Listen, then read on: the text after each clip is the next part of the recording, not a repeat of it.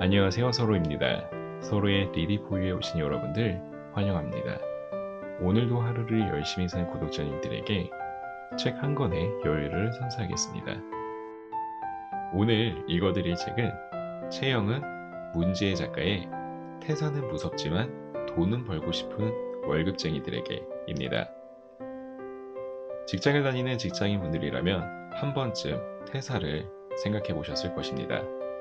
더 좋은 직장으로 이직하기 위해서, 업무가 나에게 맞지 않아서, 주변 직원들 간의 인간관계 문제로 인해서, 아니면 이미 경제적 자유를 이루어서. 자본주의 시대에 살고 있는 우리들에게 돈은 필요한 수단이며 이왕이면 많이 벌면 좋습니다.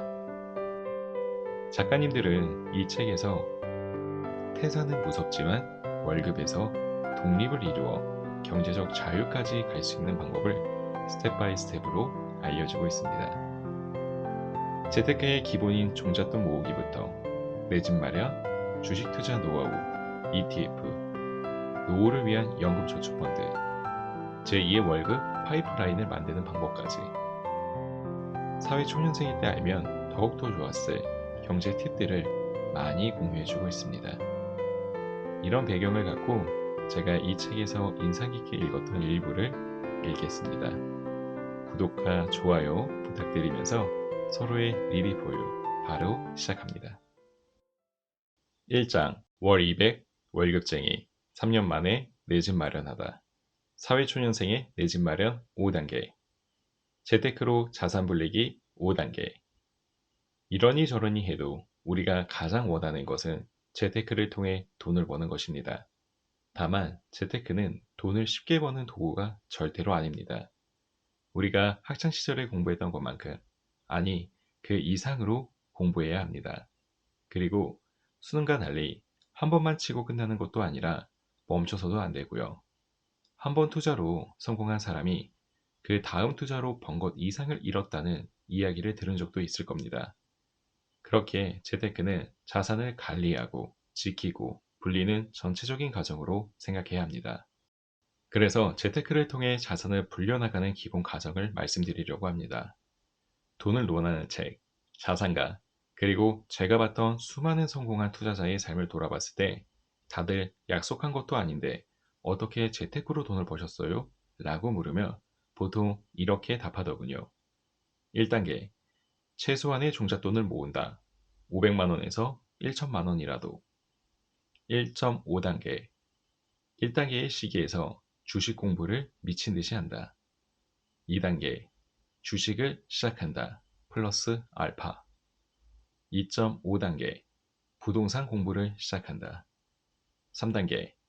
모은 종잣돈과 대출을 이용해 내 집 마련을 한다. 3.5단계. 갈아타기를 할 건지 다주택자가 될 건지 정하고 그에 맞는 공부를 한다. 4단계. 부동산을 옮기며 내가 최종적으로 정착할 지역과 아파트를 정한다. 5단계.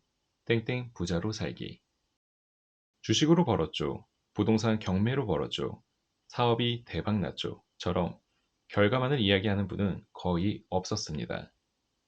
부동산이든 주식이든 시작은 절약을 통해 종잣돈을 마련하고 투자처를 찾고 실패도 하면서 투자의 원칙을 세우며 부를 이룰 수 있었다고 합니다.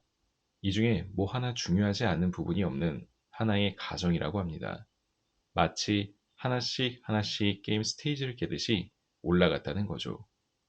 저는 살짝 돌아가긴 했지만 다시 방향을 잡은 후 이 방법을 이용하고 있습니다. 지금은 3.5단계를 진행하고 있고 새롭게 갈 지배 목록을 작성한 상태입니다. 이제 각 단계를 설명해 보겠습니다. 무엇보다 중요한 0.5단계. 생각보다 뻔해 보이나요? 더 뻔한 건 우리들의 잘못된 투자 습관입니다. 정말 많은 이들이 2단계부터 시작해서 2단계에서 끝내기도 하고 3단계부터 시작하기도 합니다. 3단계부터 시작하는 방법은 이전에는 꽤 먹혔습니다. 2016년 전세가와 매매가의 차이가 1천만 원에서 2천만 원, 아니 그보다 적을 때였고 다주택자에 대한 규제가 크지 않았기 때문에 적은 투자금으로 갭 투자가 가능했습니다. 매매가가 1억 원이라도 오른다면 1천만 원으로 1억 원을 번 셈이죠. 꼭 갭 투자가 아니더라도 꾸준한 저축과 가용할 수 있는 대출로 집을 사신 분들도 있고요. 그러나 이젠 고소득자가 아닌 이상 내 집 마련을 위한 종잣돈을 월급만으로 모으기 어려워졌습니다. 이미 집 가격이 많이 오르기도 했고 대출 한도도 막혔기 때문입니다. 또 열심히 모아서 1억 원을 만들었는데 이미 부동산 상승장이 시작되었다면 집을 살 수는 있겠지만 원하는 곳은 힘들 수 있습니다. 그래서 3단계로 가기 위해서는 돈도 필요하고 옥석을 가려내는 눈을 기르는 연습도 더욱 중요해졌습니다. 0.5단계를 붙인 이유는 이 단계를 대부분 간과하기 때문입니다. 0.5단계의 공통점은 공부입니다. 많은 사회초년생 또는 투자자는 공부 없이 재테크에 뛰어듭니다. 실전도 공부지 하면서요. 반은 맞는 말입니다. 우리는 실패해서 더 많이 배우거든요. 하지만 그 실패에는 여러분의 시간과 돈이 걸려 있습니다. 저 또한 큰 금액은 아니지만 실패하기도 했어요. 책도 읽고 강의도 들을 만큼 들었다고 생각했는데 여전히 지금도 후회합니다. 좀 더 공부하고 투자할 걸. 이걸 알고 투자했으면 결과가 달랐을 텐데 하고요. 그래서 이 책은 0.5단계에 집중할 겁니다. 여러분이 투자할 때 어떤 부분을 꼭 알아야 하는지, 어떻게 활용해야 하는지 제가 공부하면서 정말 이야기 되었던 부분만 쏙 빼서 나누려고 합니다. 그러니 맛있게 가끔은 쓰더라도 힘내서 소화해주면 좋겠습니다. 그리고 2단계 플러스 알파를 적어 놓았는데요. 주식으로 목돈을 모으는 것만큼 중요한 것이 알파입니다. 알파는 돈을 모을 수 있는 또 다른 파이프라인을 뜻합니다. 저는 주식과 알파 모두를 적극적으로 이용했고요. 5년이 걸릴 종잣돈 모으기를 3년으로 단축해준 고마운 단계입니다. 그리고 이 알파는 여전히 지금도 함께 가져가고 있고 저를 성장시켜주고 있습니다. 제가 여기까지 오는데 2018년부터 5년 정도 걸렸습니다. 여러분도 지금부터 딱 5년만 이 단계를 차분하게 밟아 나갔으면 좋겠습니다. 저도 계속해서 걸어갈 거고요. 결국은 종착지인 5단계 땡땡 부자로 살기 위해서 함께 만나는 날을 기대하고 있겠습니다. 2장 영원에서 시작하는 재테크 종잣돈을 빨리 만들려면 반드시 줄여야 할 비용 유동지출보다 고정지출에 주목하자. 우리는 보통 저축을 늘리기 위해서는 식비부터 줄이려고 합니다. 스타벅스 대신 메가커피를 마신다든지 배달 음식을 줄이다든지요. 물론 이 방법도 효과적이지만 실제로 한 달 동안 아낀 금액은 10만 원도 채 안 될 겁니다. 커피값이야 2,000원에서 3,000원 정도 아낀 것이고 일주일 내내 배달을 시켜 먹진 않으니까요. 애초에 식비는 유동지출입니다. 갑작스러운 약속이 잡히거나 가족 행사가 생기는 날도 있고요. 차라리 식비 30만 원에서 40만 원을 잡아두고 그 안에서 자유로이 지출하는 게 낫습니다.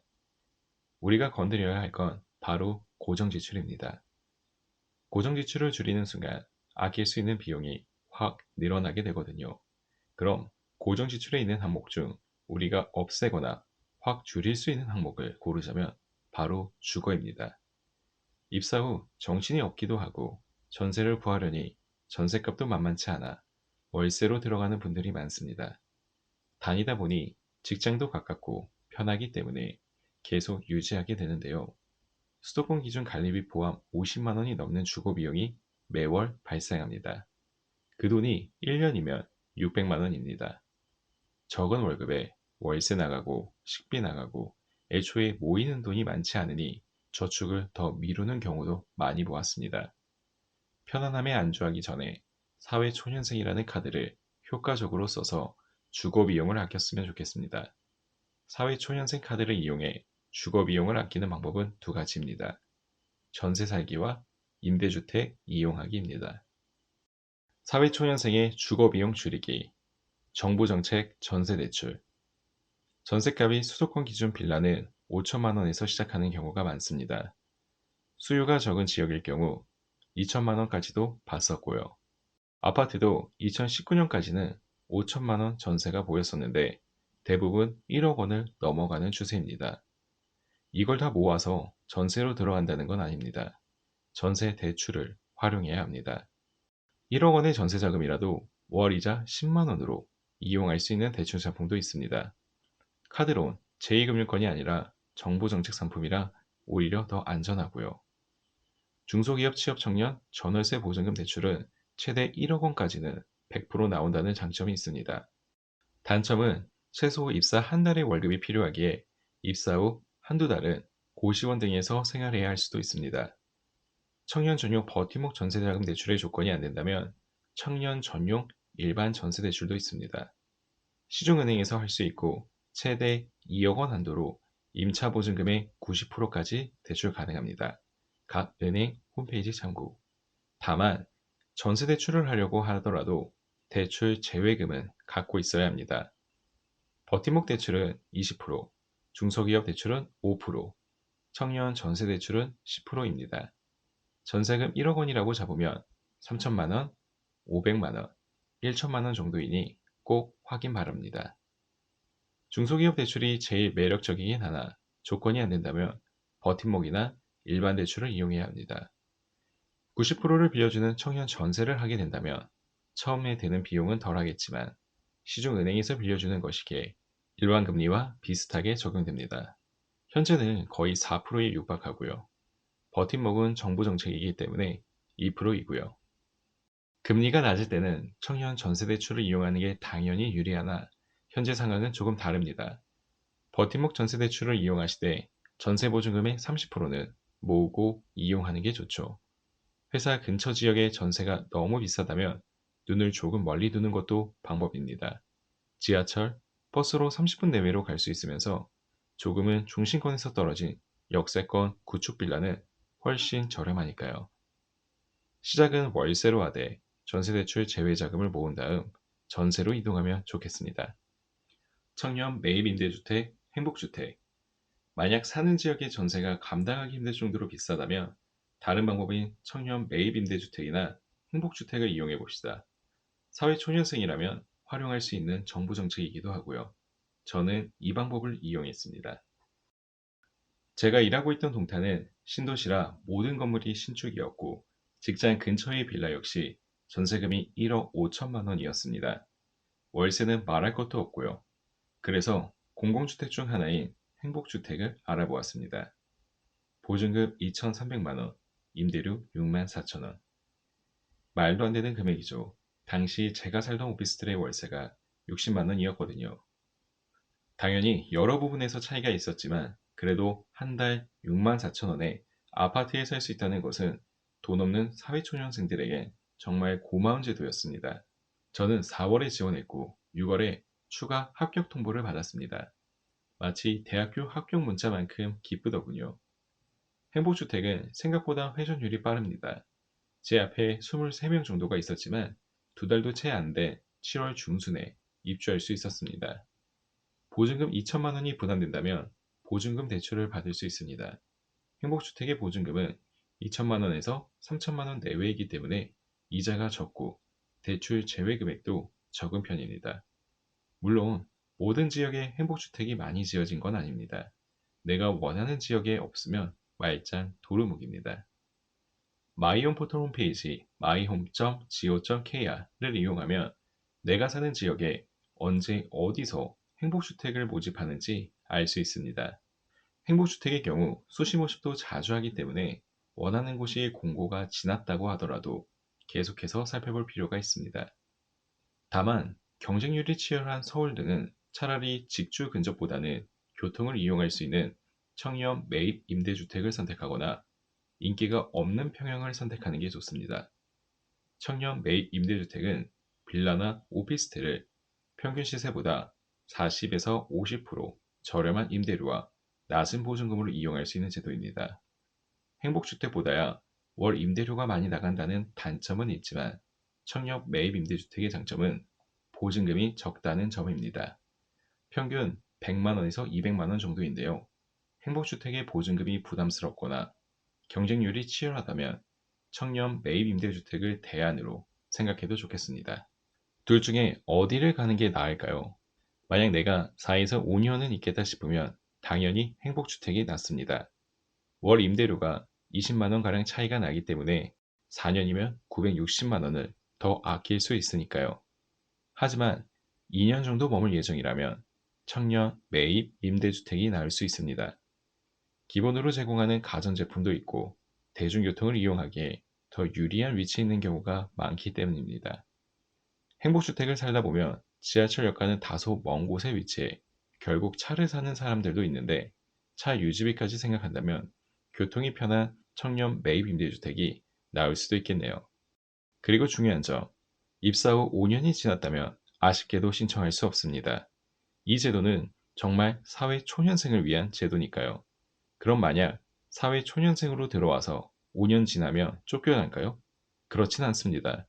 2년마다 재계약을 할 수 있고 총 10년간 연장되거든요. 그래도 10년을 꽉 채워서 살려고 하기보다는 정말 5년 동안 주거비를 아껴서 5년 뒤에는 LH 명의가 아닌 여러분 명의의 행복주택으로 이사 갔으면 좋겠습니다. 월세가 유리한 경우도 있다. 매달 감당하기 힘든 월세 때문에 임대주택과 전세를 이용하라고 했지만 사실 월세를 사는 자산가도 많습니다. 대표적인 부동산 공부 채널이자 네이버 카페 월급쟁이 부자들의 핵심 멘토인 너나위님은 잠실에서 월세를 살고 있습니다. 잠실 생활권을 누리고는 싶은데 잠실의 집값은 아시다시피 20억 원 내외입니다. 20억 원을 깔고 있는 것보다 잠실 생활권을 누리되 다른 여러 채의 부동산을 투자하는 것을 선택하셨다고 합니다. 지난 부동산 상승기에 잠실이 10억 원에서 20억 원이 되었다 치면 10억 원의 자산 상승을 얻었을 겁니다. 그와 달리 전세를 안고 1억 원씩 투자해 소형 평수의 수도권 아파트 14채를 샀고 그 집들이 1억 원씩만 상승했다면 14억 원의 상승분을 얻은 셈이죠. 그리고 대부분의 아파트는 1억 원만 오른 게 아니었습니다. 입지가 좋은 소형 평수의 역세권 아파트들은 2배 이상 오른 곳도 많았습니다. 당연히 이 방법은 많은 리스크를 감당해야 합니다. 내가 투자한 아파트의 전세가 공실 없이 무조건 나가야 한다는 점, 그리고 다주택자이기에 세금을 감당해야 한다는 점, 만약 부동산 하락기여서 전세값이 하락한다면 그만큼 내어줄 수도 있어야 한다는 리스크도 있습니다. 임대인으로서 꾸준하게 집을 관리해 주어야 하는 부지런함도 갖추어야 하고요. 너나미님은 이를 알기에 다니던 회사를 그만두고 임대업자로 또 다른 현금 흐름을 창출할 수 있는 부동산 투자 멘토로 삶을 전향한 것이죠. 꼭 다주택자일 때만 월세로 살 필요는 없습니다. 내가 가고 싶던 아파트가 전세를 끼고 매물로 나오는 순간이 있을 수 있습니다. 근데 끼고 있는 전세가가 높아 매매가와 전세가를 뺐을 때의 금액을 내가 충분히 감당할 수 있다면 저는 이 방법도 좋을 것 같습니다. 그런데 왜 전세와 임대주택을 유지하면 안 될까요? 전세 대출을 받고 있다면 1주택자가 되는 순간 대출을 갚아야 합니다. 임대주택도 매한가지입니다. 주거 조건이 무주택자여야 하기 때문입니다. 제가 만약 과거로 돌아간다면 이 방법을 선택할 것 같습니다. 저는 임대주택에 살다가 바로 이사에 실거주하는 1주택자가 되었습니다. 첫 집이다 보니 대출 원리금이 제 기준에 적은 편은 아니었습니다. 그리고 정말 제가 원하는 집을 선택하기보다는 부족한 자금 내에서 선택해야 하기에 최선이 아닌 차선책을 선택했습니다. 그 점이 항상 아쉬웠습니다. 온전히 집을 샀을 때 내는 대출 원리금보다 월세가 적다면 월세로 지내면서 집 한 채 가진 게 더 이득이라고 생각합니다. 그리고 전세의 만기가 도래할 때까지 충분한 현금을 모은다면 제가 그 집에 들어갈 때쯤은 더 적은 대출을 일으켜 들어가면 됩니다. 만약 모으지 못했다면 다른 세입자를 받은 후 돈을 찬찬히 더 모아가면 되고요. 이 방법 또한 완벽한 건 아닙니다. 부동산 하락장일 경우 전세값이 내려간다면 내려가는 금액만큼 임차인에게 주어야 할 수 있습니다. 적게는 몇 천만 원, 많게는 억 단위일 수도 있습니다. 바로 내 집으로 이사 갔을 때의 장점은 여기서 있죠. 하락장에서는 오히려 상관없습니다. 그냥 눌러앉고 버티면 되니까요. 어차피 내가 살 집이기에 기분만 안 좋을 뿐 주거 안정을 누리면서 다음 상승장까지 기다리면 됩니다. 3장 주식 투자를 위한 공부, 주식 세금에 대한 모든 것, 국내 주식에 대한 세금. 투자했던 주식이 계속 하락하다 겨우 평균 단가에 도달했을 때가 있을 겁니다. 그때 아싸 탈출이다 하고 매도를 쳤는데 이상하게 계좌에는 손실로 찍혀 있습니다. 이상하죠? 분명 매수한 가격과 동일하게 매도를 했는데 왜 손실이었을까요? 그것은 바로 세금을 고려하지 않았기 때문입니다. 물론 급하면야 어쩔 수 없었겠지만 한두 호가만 올랐어도 잃지 않아도 되는 돈이었습니다. 그러니 세금을 고려해 매도하는 습관을 들이면 좋겠죠. 다행히도 현재까지는 주식을 거래할 때 드는 세금은 적은 편입니다. 주식을 매도할 때 0.23%의 세금이 나가는데요. 이것을 증권거래세라고 합니다. 100만 원을 투자해서 50만 원을 벌어 바로 150만 원으로 매도했을 경우 총 매도 금액에 대한 0.23%가 세금으로 빠지고 주식 계좌로 들어옵니다. 손실이 났을 때도 세금이 나간다는 점을 유의해야 합니다. 100만 원을 투자했는데 50만 원이 되어 50만 원으로 매도했다면 50만 원에 대한 세금만 내는 거죠. 손실, 손익을 떠나 거래를 할 때마다 나가는 세금이기에 투자 회전율을 줄이는 편이 좋습니다. 그 다음 주식할 때 드는 세금은 바로 배당 소득세입니다. 배당을 받았을 때 내야 하는 세금인데요. 세율이 15.4%입니다. 배당주를 100만 원 정도 샀는데 그럼 15만 4천 원을 내야 하나요? 그렇지는 않습니다. 여기서 15.4%는 받은 배당금에 대한 세율입니다. 배당금으로 1만 원을 받았다면 15.4%인 1,540원을 떼어가는 셈이죠. 배당소득세는 원천징수이기 때문에 애초에 세금을 뗀 채로 주식계좌로 들어옵니다. 따라서 따로 소득신고를 하거나 세금을 내야 할 필요는 없습니다. 해외 주식에 대한 세금. 다음은 해외 주식에 대한 세금입니다. 배당소득세가 15.4%, 원천징수인 것은 동일하지만 국내 주식과 달리 벌어들인 수익에 대해서 세금이 발생합니다. 이것을 양도소득세라고 하는데요. 자그마치 세율이 22%이기 때문에 매우 높은 편이라고 할 수 있습니다. 그렇다고 10달러 벌면 2.2달러를 떼어가는 형식은 아닙니다. 250달러까지 공제를 해주는데요. 만약 1250달러를 벌었다면 250달러를 제외한 1000달러에 대한 22% 세금을 매기는 것입니다. 그렇다면 세금은 220달러를 내게 되는 거겠죠. 양도소득세의 경우 손실이 났을 때는 매도를 하더라도 당연히 세금을 걷지 않고요. A 주식이 500달러 이익, B 주식이 300달러 손실 상태라면 합산해 200달러 이익이기 때문에 이 경우는 250달러 이내이므로 세금을 걷지 않습니다. 아니 그럼 세금을 안 내려면 손절해야 하냐고요? 물론 그 뜻은 아닙니다. 손절하고 끝내는 게 아니라 매도된 금액을 가지고 바로 손실된 주식을 매수하는 겁니다. 어차피 계속 투자하려고 했던 주식이었는데 하락했으니 오히려 매도하고 다시 산다면 평균 단가가 훨씬 내려가겠죠. 손실은 쓰리더라도 대신 22%의 양도소득세를 아낄 수 있으니까요. 투자 금액이 커서 손절할 엄두가 나지 않는다면 벌었던 이익을 없는 것으로 한다고 생각하고 이익만큼만 손절해도 됩니다. 굳이 손실 주식 모두 매도할 필요는 없습니다. 만약 차감시킬 주식 종목이 없어 그대로 세금 신고를 하게 되었다면 꼭 매도 후 2개월 이내에 소득 신고를 해야 합니다. 제 기간에 안 한다면 누진세가 붙습니다.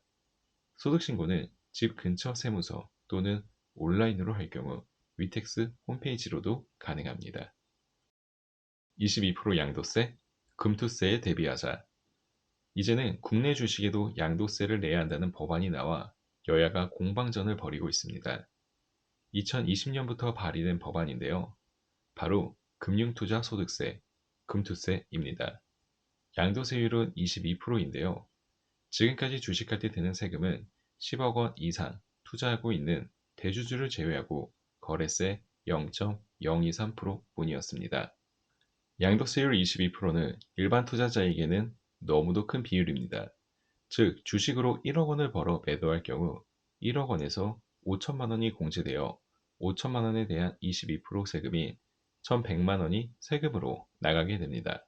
다행이라면 다행인 점은 1년간 매매 차익이 5천만 원 이상일 때 매기는 세금이라고 합니다. 주식시장에서 5천만 원 이상 1억 원 이내로 수익을 얻은 사람은 지난 2년간 투자자 중 0.9%라고 합니다. 즉, 일반 개인 투자자들이 양도소득세를 낼 일은 적다는 거죠.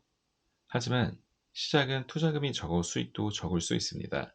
그러나 1년, 3년, 5년 지속적으로 투자를 해 나가면 5천만 원을 넘어 1억 원 이상 축적하는 날이 올 수도 있고요. 그날을 위해 우리가 지금 같이 공부를 하는 거니까요. 이 문제에 대해서 여당과 야당은 계속해서 의견이 갈리고 있습니다. 현재 여당에서는 금투세 도입을 2년 정도 유예하자는 입장입니다. 야당에서는 거래세를 없애거나 줄일 테니 금투세를 2023년부터 도입하자는 주장이고요.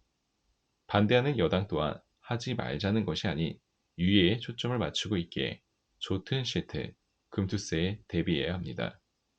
그렇다면 금투세에 대해서 알아보겠습니다.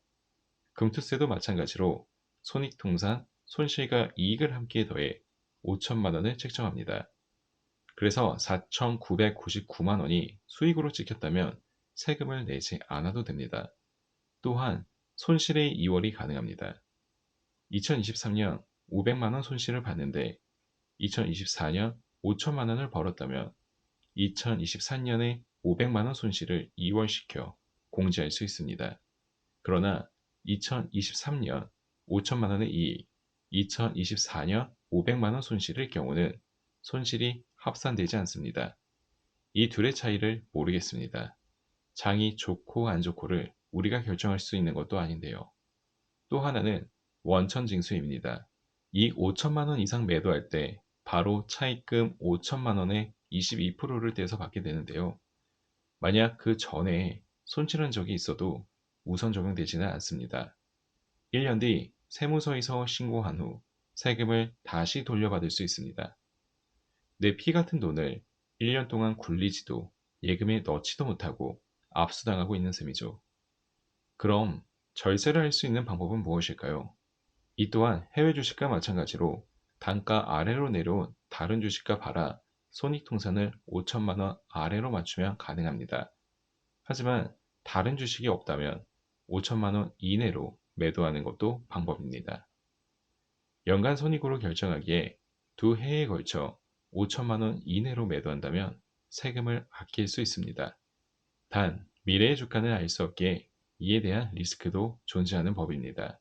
세금을 아끼려다 주가가 내려가 손실이 생길 수 있다는 점을 주의해야 합니다. 또 다른 방법은 ISA 계좌가 있습니다. 이 계좌는 정부에서 인정하고 있는 자산관리 계좌인데요. 이 계좌를 통해 주식을 매매한다면 국내 주식에 대한 양도세가 부과되지 않습니다. 즉, 5천만 원 이상 차익이 나더라도 세금이 전혀 붙지 않는 거죠. 절세하기에 유리한 계좌임은 틀림이 없습니다. 그렇다면 무조건 이 계좌를 사용하면 되는 것 아닌가 싶지만 ISA를 가입하기 위한 조건과 투자할 때 있어 유의해야 할 점도 있습니다. 이에 대해서는 다음 장에 더 자세히 알아보도록 하겠습니다. 3장 주식 투자를 위한 공부. 사회초년생이라면 ISA 계좌부터. 사회초년생에게 최적화된 ISA. 주식 투자와 적금의 차이점은 인출의 자유에 있습니다. 주식은 언제든지 매도해 현금을 뺄 수 있는 반면 적금은 정해진 기간 내에는 돈을 뺄 수 없습니다. 그러나 적금처럼 주식 투자를 관리할 수 있는 계좌가 있는데요. 바로 ISA입니다. 주식 계좌로 매수 및 매도할 수 있지만 3년이란 기한 내에서는 수익을 출금할 수 없습니다. 대신 투자한 원금은 인출할 수 있습니다. 강제적인 장기 투자를 가능하게 하는 계좌인 셈이죠. 그렇게 사회초년생들의 1억 원 모으기에 제일 최적화되어 있는 계좌를 꼽으라면 저는 ISA라고 생각합니다. ISA는 개인 종합자산관리 계좌로 정부에서 국민의 장기적인 재산 형성과 관리를 위해 만든 제도입니다. ISA는 해지 이후 연금저축 펀드로도 이전할 수 있기 때문에 ISA로 모은 자금을 연금으로 수령할 수 있습니다. 국민의 노령화를 대비해 연금을 축적하게 하는 것이 정부의 목적입니다. 이 제도를 장려하기 위해서 파격적인 세제 혜택을 주고 있기도 하고요. 앞서 배당, 해외 주식의 경우 배당 소득세 15.4%가 원천 징수된다고 했었죠. IS 계좌로 주식을 사서 배당을 받는다면 400만 원까지 비과세됩니다. 일반형의 경우 200만 원, 해외 주식형 펀드라도 차익에 대해서도 400만 원까지 비과세이고요. ISA는 국내 주식 및 국내 상장된 펀드만 매수할 수 있어 해외 주식은 살 수 없습니다. 단, 국내에 상장된 해외 주식형 펀드는 살 수 있게 이에 대한 매매 차익은 원래라면 15.4%를 내야 하나 400만 원까지 비과세 혜택을 누릴 수 있습니다. 이익이 400만 원 초과가 되면 어떻게 되나요? 초과분에 대해서만 9.9% 가세가 됩니다. 즉, 500만 원을 벌었을 경우 500만 원에서 400만 원을 뺀 100만 원에 대한 9.9%인 9만 9천 원을 내는 셈입니다. 기존 증권계좌에서 거래했을 경우 77만 원의 세금을 내야 합니다. 계좌 하나만 바뀌었을 뿐인데 60만 원이 넘는 돈을 아낄 수 있는 셈입니다. 배당주 위주의 투자와 해외 주식형 펀드를 주로 하는 분들이라면 절세 효과를 톡톡히 누릴 수가 있겠죠. 또한 2023년에서 2025년 사이에 시행될 금투세에도 자유롭습니다. 5천만 원 이상의 차익에 대해 22% 양도세를 부과하게 되었지만 ISA 계좌 내에서 국내 주식을 사고 팔 때 5천만 원 이상 차익이 나더라도 전액 비과세입니다. 물론 뒤에 나올 조건상 5천만 원 차익이 나긴 쉽지는 않습니다. 만에 하나 내가 투자한 주식이 많이 올라서 이러한 차익이 생겼을 때는 비과세 혜택을 누릴 수 있다는 겁니다. ISA 가입 전 알아보기. 급여 조건만 만족한다면 사실상 대부분의 대한민국 국민이 가입할 수 있습니다. 비과세 한도가 서민형, 농어민형의 경우 일반형의 2배이기 때문에 급여가 크지 않을 때 가입하는 것이 좋죠. 그렇기에 연봉이 그리 높지 않은 시기에 사회 초년생들이 가입하면 좋습니다. 차일피일 미루다가 급여가 5천만 원 조금이라도 넘어버리면 일반형으로 가입을 해야 하니까요. 의무 가입 기간은 3년입니다. 만약 현재 지금 공부를 좀 더 하고 싶은데 내년, 내후년이면 연봉이 오를 것 같다 싶으면 미리 가입만 해두는 것도 방법입니다. 의무 가입 기간은 3년이지만 만기가 지나기 전 계약 연장을 한다면 원하는 만큼 ISA를 이용할 수 있습니다. 단, 납입 한도가 있습니다. 연 최대 2천만 원까지 투자 가능한데요. 이 경우 5년간 지속적으로 2천만 원씩 투자한다고 가정하면 5년간 1억 원까지 투자할 수 있습니다. 이후에는 1억 원 안에서 사고 팔기를 반복해야겠죠. 원금 납입이 1억 원이기에 주식이 올라 1억 5천만 원이 되더라도 상관은 없습니다. 또한 납입 2월도 가능한데요. 이번 연도가 장이 좋지 않아 투자를 안 했을 경우 내년에는 최대 4천만 원까지 투자할 수 있는 거죠. 만약 내년에 1천만 원만 투자했다면 내후년에는 5천만 원까지 투자를 할 수 있고요. 하지만 총 납입 원금은 1억 원을 넘어서면 안 됩니다. 1억 원을 모으는데 최적화된 계좌로 ISA를 꼽는 이유도 이 때문입니다. 1억 원이 될 때까지는 강제적으로 모으게 할 수 있으니까요. 종류로는 신탁형, 일임형, 중개형이 있습니다. 주식 투자를 하는 것처럼 내가 종목을 정하고 매수나 매도할 수 있는 중개형을 대부분 선택하는 편입니다. 이런 ISA도 단점은 있습니다. 바로 해외 주식을 살 수 없다는 점입니다. 국내 주식 투자를 장려하기 위한 제도이기에 안타깝게도 해외 주식은 살 수 없습니다. 대신 국내에 상장된 해외 주식형 ETF는 살 수 있어 타이거 나스닥 100, 코덱스 S&P 500과 같은 미국 지수에는 투자할 수 있습니다. 투자 수익률을 조금이라도 높여야 하는 사회 초년생에게는 조금 아쉽습니다. 해외 주식을 매매할 경우 자연스럽게 달러도 함께 투자하게 되는 것이며 시장이 좋을 경우 투자한 기업이 지수 상승분 그 이상으로 상승하기 때문입니다.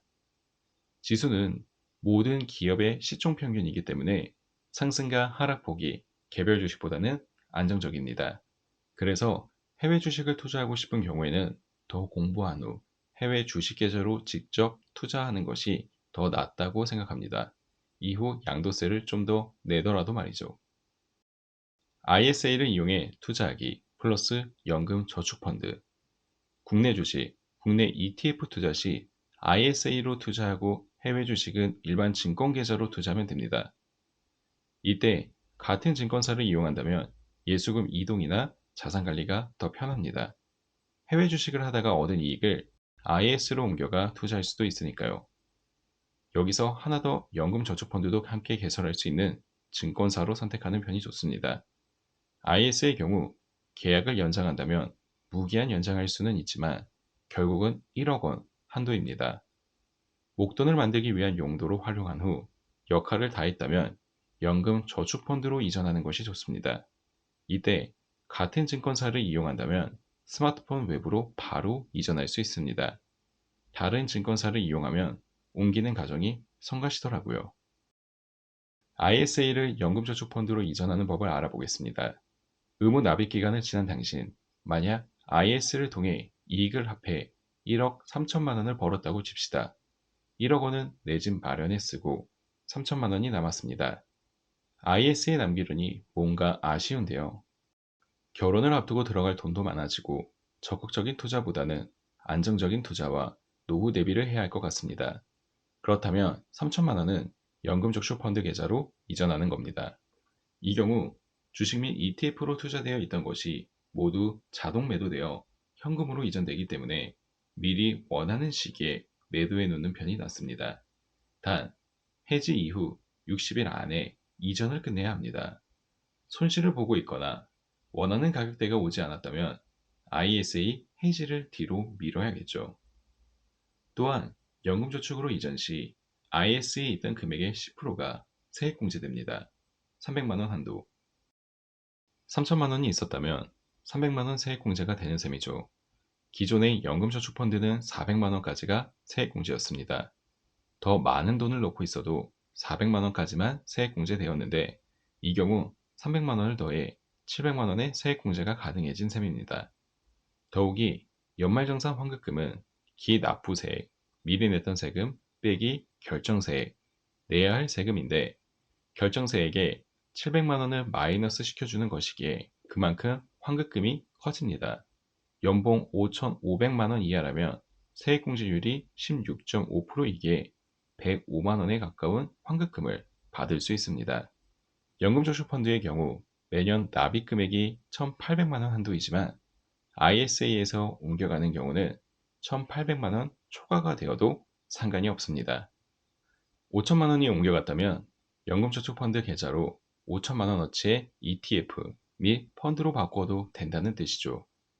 물론 굳이 당장 투자하지 않아도 됩니다. 예수금처럼 놓아두어도 세액공제 효과는 받을 수 있으니까요. 이후 원하는 가격으로 투자하고 싶은 ETF가 생겼을 때 투자를 진행하면 됩니다. 장점이 많은 연금저축펀드 이전이긴 하지만 연금저축펀드는 정말 연금을 위한 장기 레이스와 같습니다. 55세 이후 수령이 가능하고 가입기간 이전에 해지할 경우 받은 세제 혜택을 다 뱉어야 합니다. 그만큼 장기 보유의 확신과 의지가 있는 경우에 시작해야 합니다. 가입하는 수가 많은 연금저축펀드이지만 그만큼 해지하는 분들이 많은 이유는 중간에 목돈이 필요하거나 스스로 자금을 굴리는 데 지치기 때문입니다. 장기 레이스를 해나갈 자신이 없다면 연 400만 원만 예수금으로 넣어 세액 공제용으로만 이용하는 것이 낫습니다. 이렇게만 하더라도 자그마치 16.5%의 환급금을 받을 수 있으니까요. 5장 주식이 어렵다면 ETF로 시작하라. 비슷해 보이는 ETF도 옥석은 있다. 같은 테마 안에도 ETF의 종류가 여러 개입니다. 예를 들어 반도체 관련 ETF는 16개, 2차전지 관련 ETF는 11개입니다. 2023년 7월 기준. 그럼 이 중에서 어떤 ETF를 골라야 현명할까요? 가장 먼저 주식을 고를 때와 마찬가지로 내가 원하는 가격에 빠르게 사고 팔 수 있기 위해 거래량과 거래 대금이 많은 ETF가 좋습니다. 이외에도 좋은 ETF를 고르는 방법이 몇 가지 있습니다. 이를 위해서 ETF의 핵심 용어를 알아보겠습니다. NAV, Net Asset Value, 순자산가치. 네이버 증권에서 설명하는 NAV는 ETF의 주식, 현금, 배당, 이자 소득을 포함한 순자산가치로 ETF의 이론적인 적정 가격입니다. ETF의 순자산을 발행 주식 수로 나눈 것으로 쉽게 말해 ETF 1주당 얼마의 가치를 지녔느냐입니다. 예로 코덱스 반도체 ETF의 NAV는 2023년 7월 기준 31,111원입니다. 참고로 NAV는 전날 저녁에 산출되므로 우리가 검색해서 보는 건 전날 NAV이며 INAV는 실시간으로 산출되는 순자산 가치를 말합니다. 보통 처음 주식을 시작할 때나 어떤 주식을 살지 고민될 때 시가총액이 큰 대형주를 사는 것처럼 ETF를 처음 시작할 때 큰 NAV는 ETF를 믿고 선택할 수 있는 기준이 될 수는 있습니다. 물론 순자산 가치가 크다고 무조건 좋은 ETF라고 할 수는 없습니다만 NAV는 ETF 투자 전 꼭 확인해야 하는 요소 중 하나입니다. 그럼 NAV가 순자산 가치이므로 ETF는 NAV대로 거래될까요? 이론상으로는 그래야 하지만 ETF의 주가와 NAV는 같지 않은 경우가 대부분입니다. 이 차이를 계리율이라고 합니다. 계리율은 ETF의 주가와 NAV, 순자산 가치의 차이로 시장 상황에 따라 매수자가 많을수록 ETF의 주가가 올라가고 매도자가 많으면 주가가 내려가기 때문에 NAV와 가격의 차이가 생기게 됩니다. 또 거래량이 너무 없으면 계리율이 생길 수 있습니다. 좋은 ETF는 계리율이 0에 가깝습니다. 순자산 가치를 그대로 담고 있고 시장 가치를 잘 반영하고 있기 때문입니다. 만약 계리율이 마이너스이면 순자산 가치보다 싸게 거래되고 있는 것이므로 매수자에게 유리하고 계리율이 플러스면 순자산 가치보다 비싸게 거래되고 있는 것이므로 매도자에게 유리합니다. 또 계리율이 0에 수렴하는 좋은 ETF를 고르기 위해서는 거래량이 많은 ETF를 고르는 것이 현명하다고 할 수 있습니다. 순자산 가치와 시장 가격의 차이를 계리율이라고 하지만 ETF와 관련된 요소에는 하나가 더 있죠.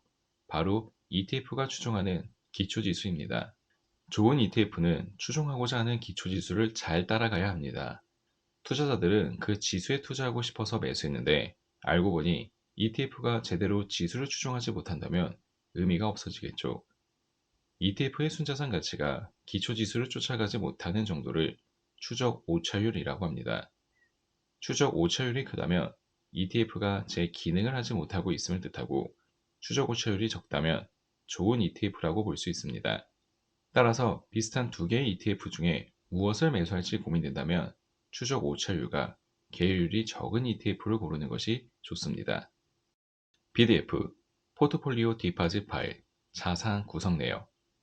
ETF는 한 바구니에 여러 개의 주식을 담고 있는 종합 선물 세트죠.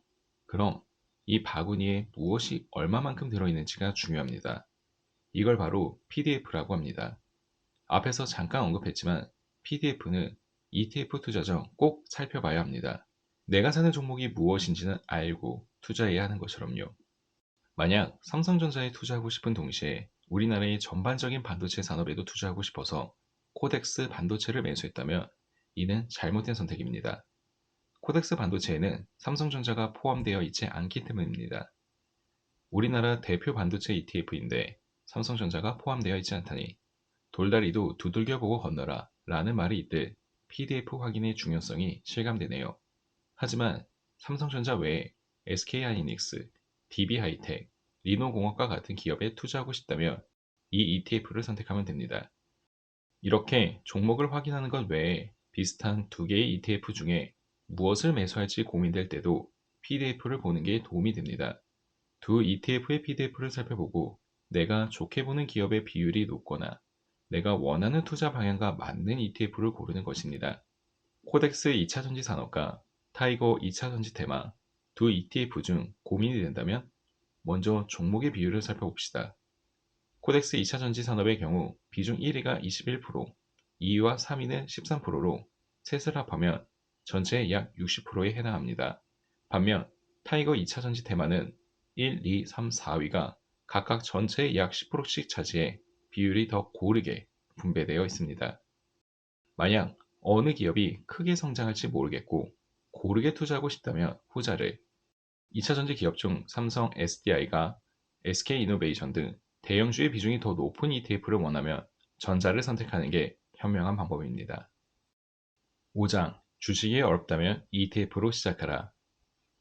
연금저축펀드에서 ETF 활용하기.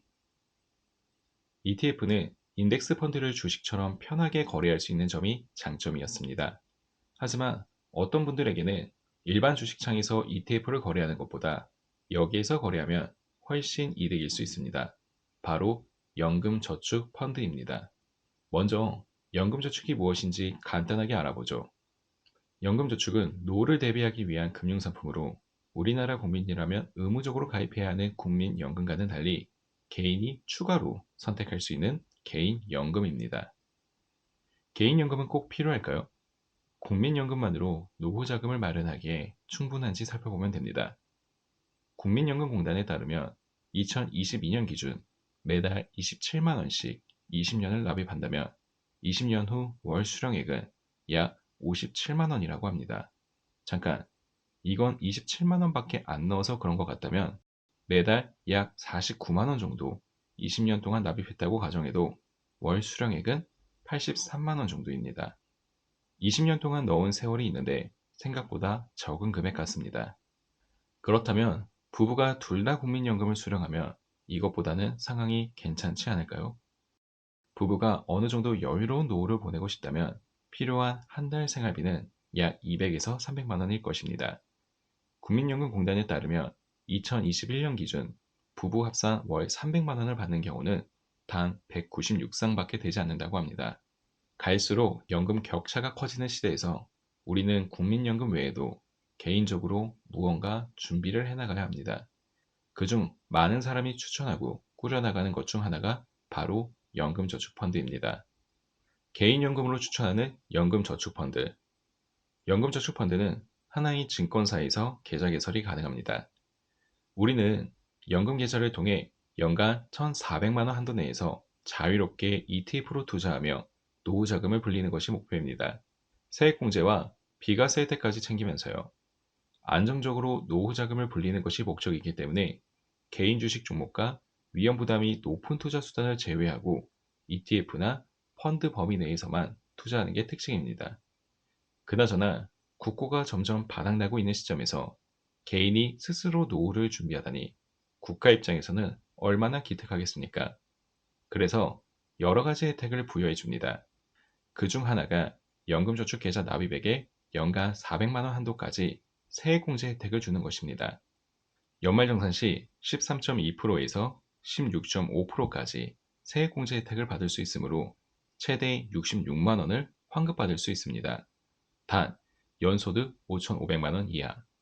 나의 노후를 위해 납입했더니 최대 66만 원까지 환급받을 수 있다니 좋네요. 또 투자하면 발생하는 양도소득세, 배당소득세, 거래세 등의 세금이 부과되지 않는 비과세 혜택이 있습니다. 불어난 노후 자금을 55세 이후 매달 연금 형태로 수령한다면 3.3에서 5.5% 저율로 과세됩니다. 하지만 목적이 노후 대비이기 때문에 중간에 해지하게 되면 그동안 받은 혜택을 뱉어내야 하며 기타 소득세 15.4%의 세금을 내야 하는 점도 참고하시기 바랍니다.